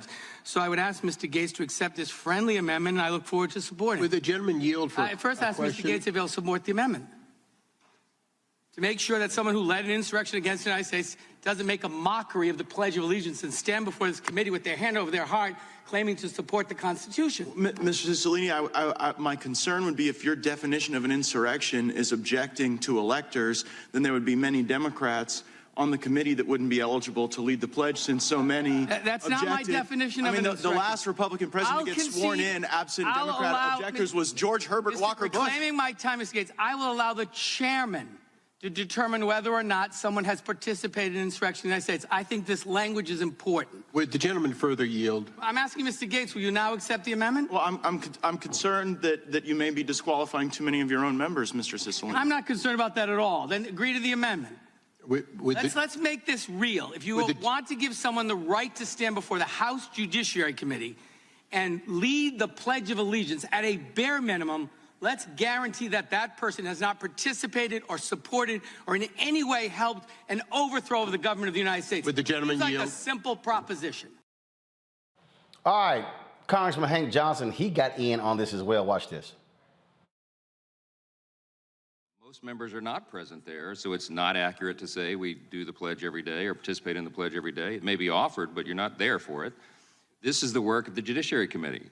This is the committee that has the charge of defending the Constitution and our fundamental freedoms and defending the the very freedoms that the flag represents. And so it's a bit absurd to suggest we couldn't take 30 seconds at the beginning of this important work to do what should be done by all Americans. And so I think this is entirely appropriate. I wish we had done it 2 years ago.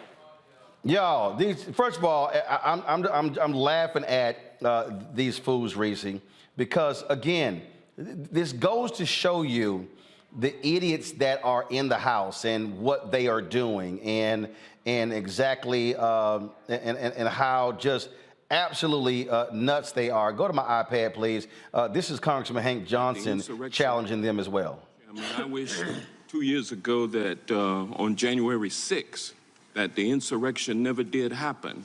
And I regret the fact that many members of this committee voted against certifying the election results based on the big lie. And they have continued to promote the big lie and undermine public confidence in our government.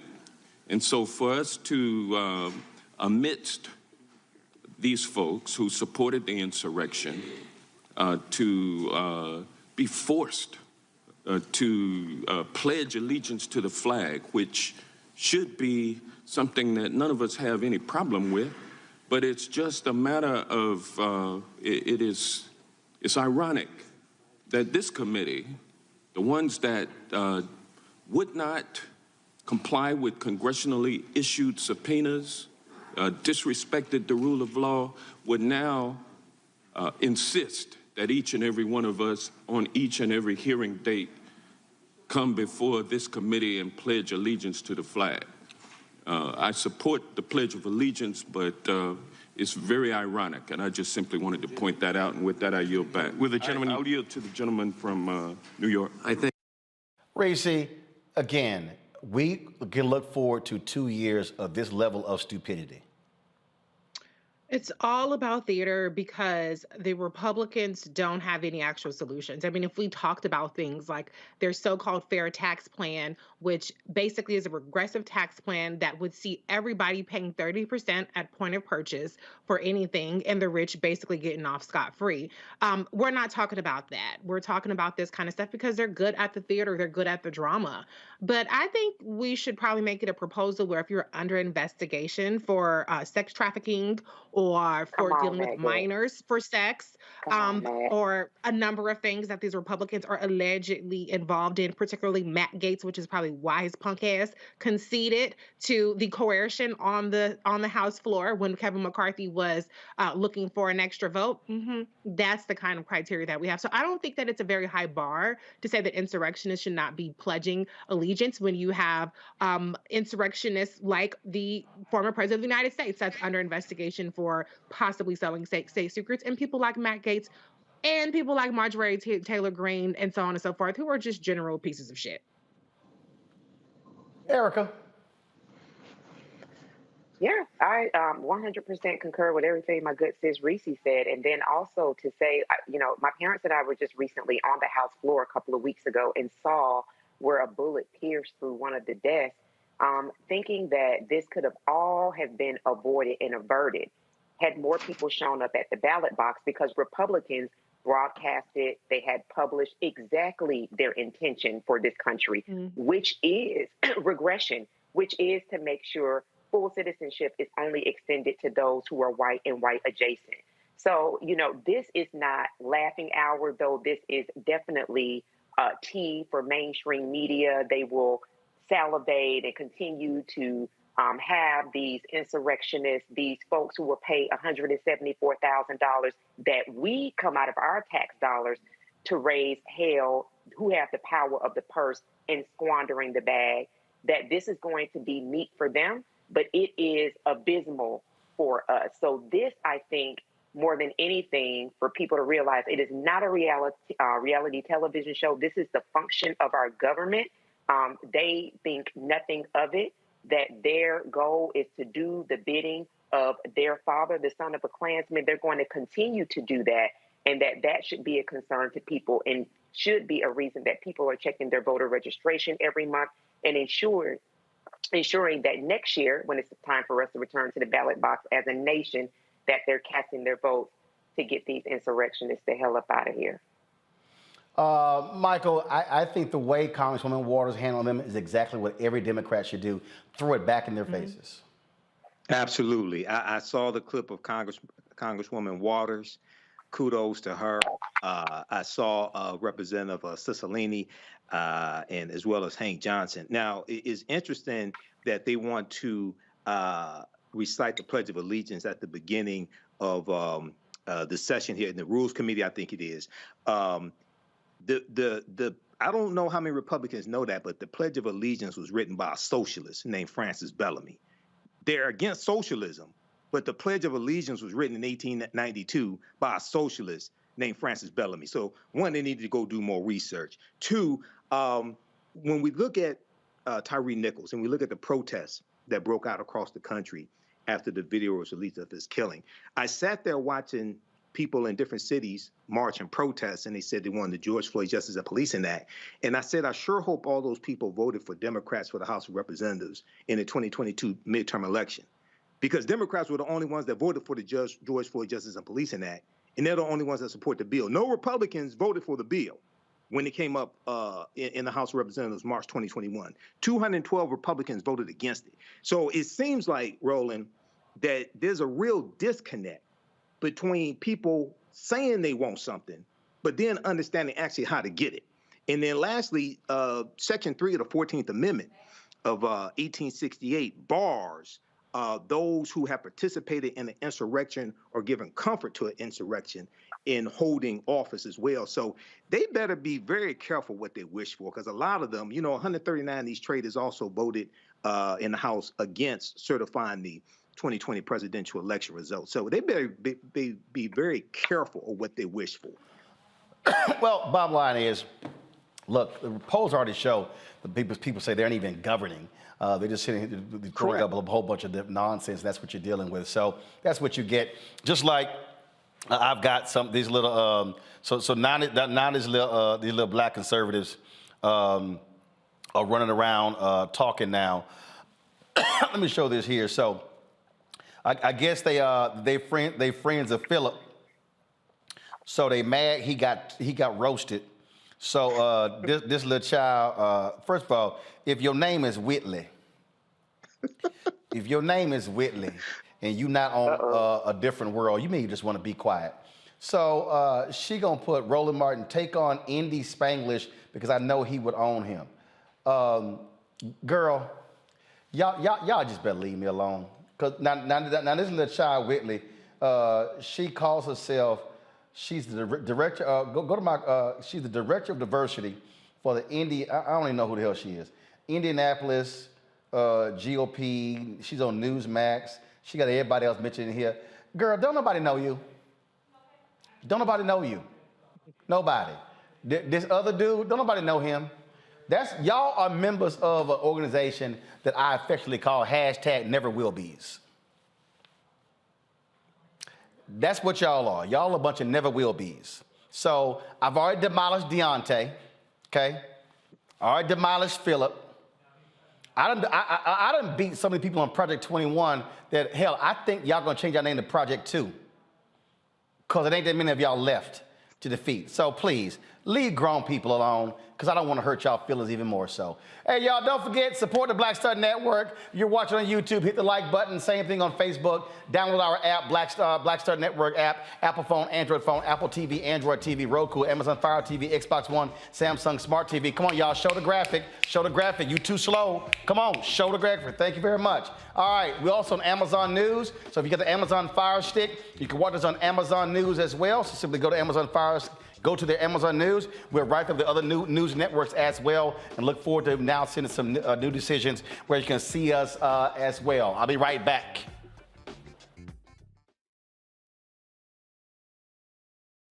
Next on Get Wealthy with me, Deborah Owens, America's Wealth Coach. Listen to this. Women of color are starting 90% of the businesses in this country. That's the good news. The bad news, as a rule, we're not making nearly as much as everyone else. But joining us on the next Get Wealthy episode is Betty Hines. She's a business strategist, and she's showing women how to elevate other women. I don't like to say this openly, but we're getting better at it. Women struggle with collaborating with each other. And for that reason, one of the things that I demonstrate in the sessions that I have is that you can go further together if you collaborate. That's right here on Get Wealthy, only on Black Star Network. Most people think that these television shows that tell stories about who we are as black men, and then they paint these monolithic portraits of us.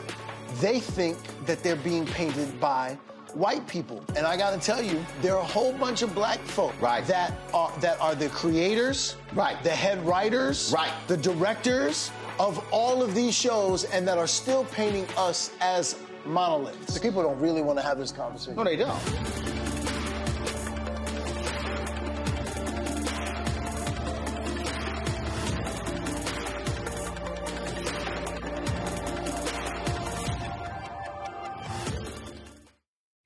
Yo, it's your man Dion Cole from Blackish, and you're watching Roland Martin, Unfiltered. Stay woke.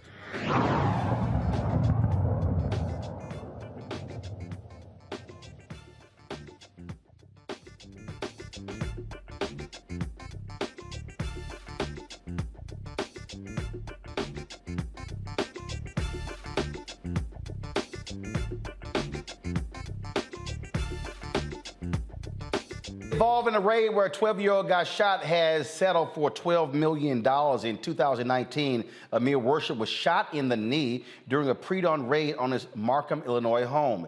Worship is now 16. He's permanently disabled.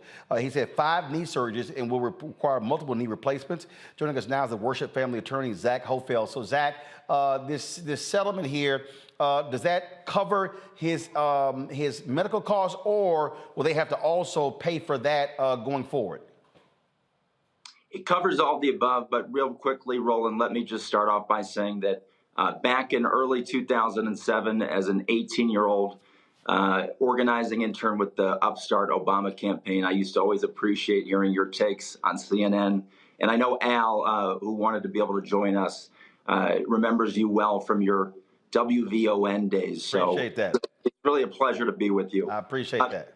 The settlement, to your question, covered a lot. It covered not only Amir's past medical damages, and there was a ton in terms of the 5 surgeries, extensive physical therapies.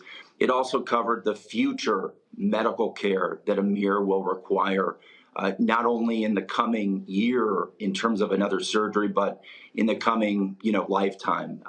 In addition to medical damages, there's aspects of psychological damages, economic damages in terms of earning impairments over time. We have Americans with Disability Act data that demonstrates that if you have a permanent disability, just as a data point matter, you are significantly less likely to be able to earn, certain wages over the course of your time. So that's, there wasn't an itemization because we weren't through before a jury, but the idea was to have all that included to the best we could. What was the raid for? The raid was for the execution of a search warrant for a gentleman in suspected possession of codeine. Okay, so in the course that he gets shot, did they find the person they were looking for? They did. And, in fact, they found him pretty quickly. They found the individual. It's undisputed. All of the officers who were on scene, there's no dispute that they cleared and secured the entire house, including Amir's bedroom, prior to the incident. So no safety threats whatsoever. Just unbelievable. But again, we cover these stories all the time, and it's just so unfortunate that he gets wounded. And first of all, he's alive. I think about the Ayanna Jones, who was shot in a raid in Detroit. She was killed as a result, and it was an erroneous raid. So we've seen this happen way too many times all across the country. Well, it's funny you mentioned that, Roland. so many of our cases are wrong rates. This happens to be one where it wasn't, but we have so many cases where one, for example, there's a SWAT team that is going in and realizes in some capacity that the individual that they are looking for not only doesn't live there, but hasn't lived in the area for 10 years. In fact, hasn't lived in free society for 10 years. Because he's locked up in prison and has been for some time. So it's really a part of a broader systemic issue that we've really got to do something about. Indeed. Well, that's one of the reasons why we're trying to get folks to address this. Zach, we appreciate it. Please give our best to your client and his family. Thanks so much for having us, Roland. Take care. Thank you very much. Folks, some stunning news out of New Jersey, where a black New Jersey Republican councilwoman was murdered outside of her home Wednesday evening. Sayreville Councilwoman Eunice Dwumfor was found shot multiple times in her vehicle before crashing. She was pronounced dead at the scene. She was a certified business analyst and served as a director of churches for the Nigerian-based Champions Roll Assembly. She ran for and won her first election in 2021, beating the incumbent Democrat. She started serving her first of 3 years. Now, city officials say she was the intended target. However, the office said no motive in the killing had been revealed. Anyone with information or surveillance footage is asked to call Detective Rebecca Morales of the Sayreville Police Department at 732-727-4444 or Detective Michelle Coppola of the Middlesex County Prosecutor's Office at 732-745-3477. Reese, this is a stunning story. Again, that she's driving home and she's gunned down. The person gets away and they don't have any motive whatsoever. Right. I mean, it's insane. It's tragic. It's senseless. She was in her car outside of her home. I mean, a lot of us, when we get home, we don't necessarily rush out of our car and into the house. Sometimes we might check Facebook or, respond to a text message, and it should be safe to do that. So the fact that she's Republican is beside the point, unless this was a politically motivated targeting, which, we have no way of knowing. Is it politically motivated? Is it domestic violence? Is it just random violence where somebody intended to kill somebody and she was the unlucky victim? But at either rate, 30 years old, a public servant, regardless of how you feel about her party affiliation, this is a huge loss. It is. And so again, like I say, she's working for a church-based group. She's Nigerian and gunned down. Pull a photo up, please. Come on, y'all. And so the governor also released a statement with regards to her murder. And again, they are still trying to find out exactly what happened in that case. All right, folks, time for our Black and Missing for the day.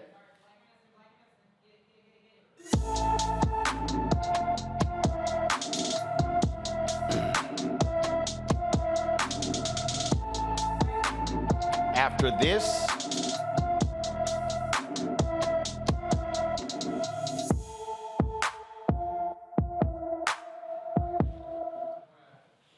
Lakeith Herring was last seen in Philadelphia on January 29th. The 49-year-old is 5 feet 10 inches tall, weighs 175 pounds, with black hair and brown eyes. He was last seen wearing a gray T-shirt and black pants. Anyone with any information about Lakeith Herring is urged to call the Philadelphia Police Department at 215-686-3353, 215-686-3353. 3 Michigan rap artists have not been seen or heard from since January 21st. Amani Kelly, Montoya Givens, and Dante Wicker were supposed to show up for a performance at a Detroit club, but the event was canceled.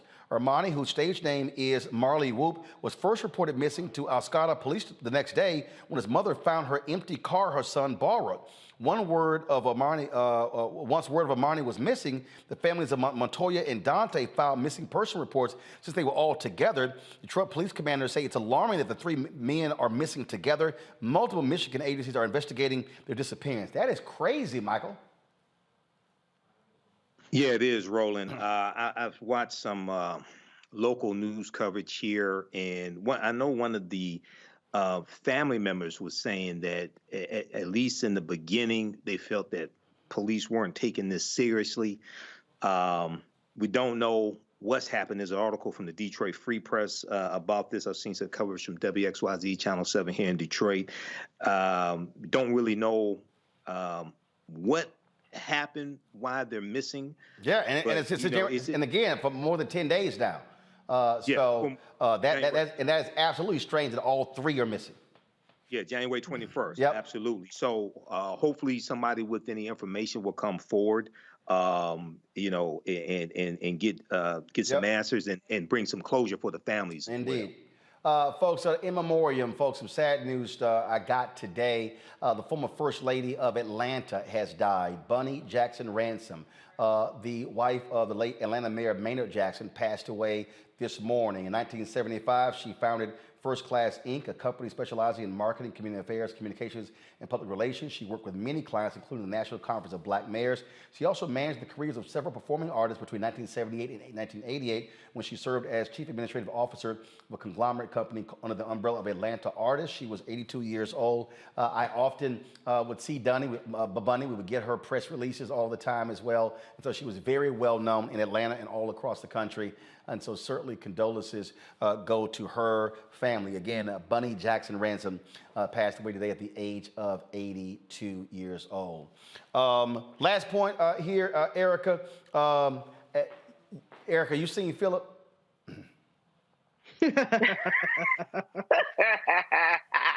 I'm just checking. I'm just wondering, have you seen Philip? Because I mean, he ain't returning our text messages. We hitting him back on Skype.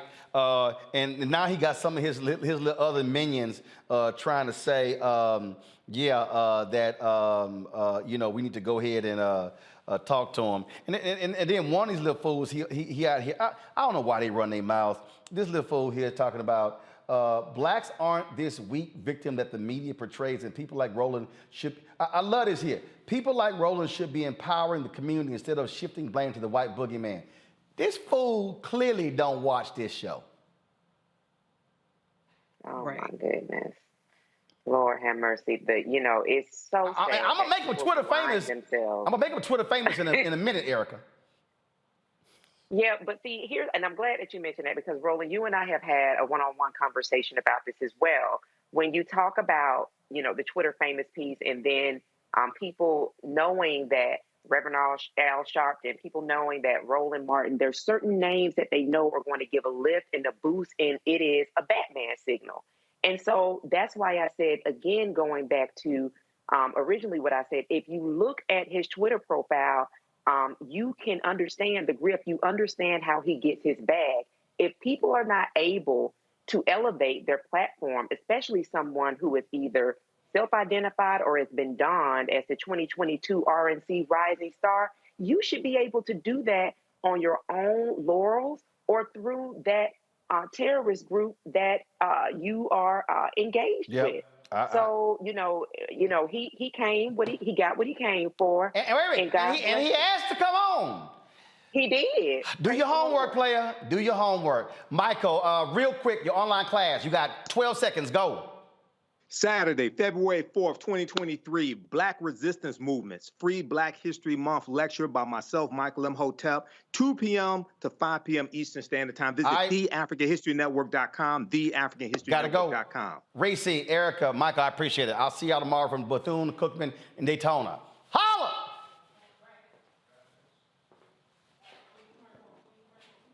Folks, Black Star Network is here. Oh, no punches! I'm real revolutionary right now. Support this man, Black Media. He makes sure that our stories are told. Thank you for being the voice of Black America, Roland. Stay black. I love y'all. All momentum we have now, we have to keep this going. The video looks phenomenal. See, this difference between Black Star Network and Black-owned media and something like CNN. You can't be Black-owned media and be scared. It's time to be smart. Bring your eyeballs home. You dig? Pull up a chair. Take your seat. The Black Tape with me, Dr. Greg Carr, here on the Black Star Network. Every week, we'll take a deeper dive into the world we're living in. Join the conversation only on the Black Star Network. Hi, Hi, I'm Dr. Jackie Hood Martin, and I have a question for you. Ever feel as if your life is teetering and the weight and pressure of the world is consistently on your shoulders? Well, let me tell you, living a balanced life isn't easy. Join me each Tuesday on Black Star Network for A Balanced Life with Dr. Jackie. We're all impacted by the culture, whether we know it or not. From politics to music and entertainment, it's a huge part of our lives, and we're going to talk about it every day right here on The Culture with me, Faraji Muhammad, only on the Black Star Network. I'm Deborah Owens, America's Wealth Coach, and my new show, Get Wealthy, focuses on the things that your financial advisor and bank isn't telling you, but you absolutely need to know. So watch Get Wealthy on the Black Star Network.